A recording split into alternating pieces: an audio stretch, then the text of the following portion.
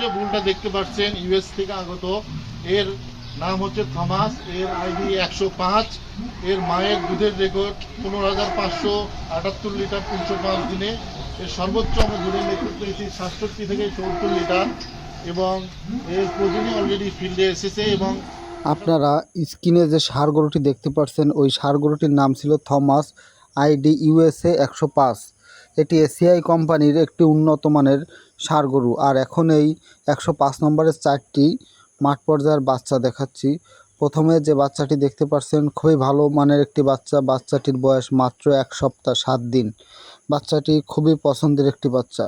এর পরবর্তীতে আরও একটি এই USA 105 নম্বরের মাঠ পর্যায়ের বাচ্চা দেখতে পাচ্ছেন। বাচ্চাটি কিন্তু মুন্ডি কোয়ালিটির এসেছে। বাচ্চাটির বয়স কিন্তু মাত্র 10 মাস। এই 10 মাসে এই বকনা বাচ্চাটির গ্রোথ কিন্তু খুবই ভালো এসেছে।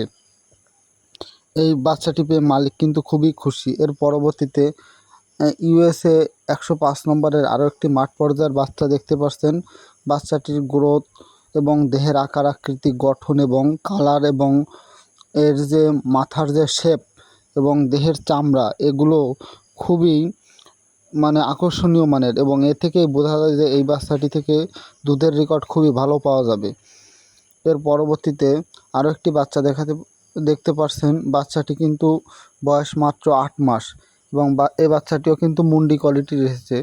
বাচ্চাটি কিন্তু খুবই ভালো এসেছে। আর আমরা জানি যে 105 নম্বরের যে ষাঁড় গরু, এর দুধের রেকর্ড ছিল, মায়ের দুধের রেকর্ড ছিল 75 লিটার সর্বোচ্চ।